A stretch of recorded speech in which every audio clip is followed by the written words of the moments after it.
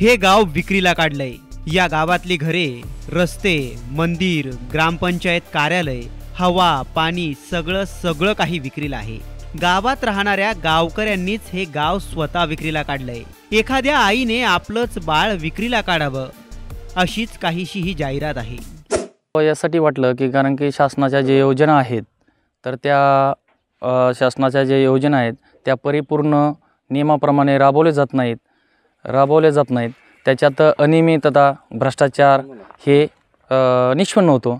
गाव विक्रीला काढायची तशी रीतसर परवानगी ही गावकऱ्यांनी मुख्यमंत्री एकनाथ शिंदेंकडून मागितली आहे। ज्या जिल्ह्यातून मराठा आरक्षणाचं लोण राज्यभर पसरलं त्याच बीड जिल्ह्यातलं खडकवाडी नावाचं हे एक छोटंसं गाव। या गावात आजही मूलभूत सुविधा पोहोचल्या नाहीयेत। आजही नागरिकांना मूलभूत गोष्टींसाठी संघर्ष करावा लागतो। म्हणून या गावकऱ्यांनी थेट गावच विक्रीला काढलंय। गावकऱ्यांनी गाव विक्रीचे बॅनरही लावलेत।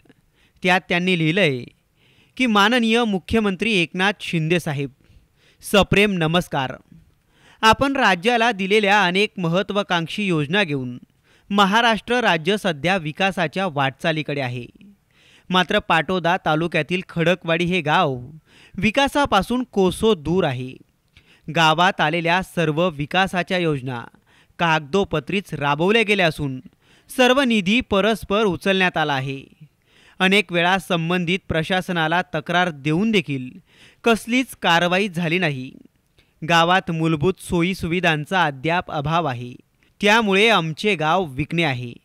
कृपया आमचे गाव विकण्यास अनुमती द्यावी ही विनंती विक्री करणारे समस्त खडकवाडी ग्रामस्थ।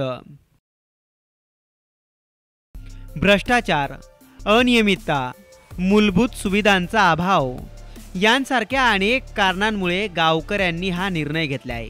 कुण्या एका कवीने म्हटलंच आहे की आमच्या अशा बोलण्याचा कदाचित त्यांना राग येईल, पण संपूर्ण सह्याद्री झाडं झुडपांसहित विकायचं आहे अशी जाहिरात पाहिल्यावरच महाराष्ट्राला जाग येईल।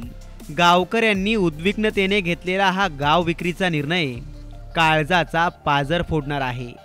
त्यांचा हा आक्रोश आता पाटोद्याचे अजित पवार गटाचे विद्यमान आमदार बाळासाहेब आजबेंपर्यंत पोहोचतो का आणि ते या गाव विक्रीची दखल घेतात का हे पाहणंच महत्त्वाचं ठरणार आहे। ब्युरो रिपोर्ट, साम टीव्ही न्यूज, बीड।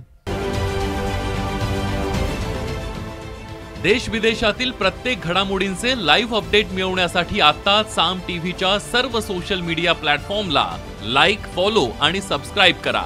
तसंच सर्व नोटिफिकेशनसाठी बेल आयकॉन प्रेस करायला विसरू नका।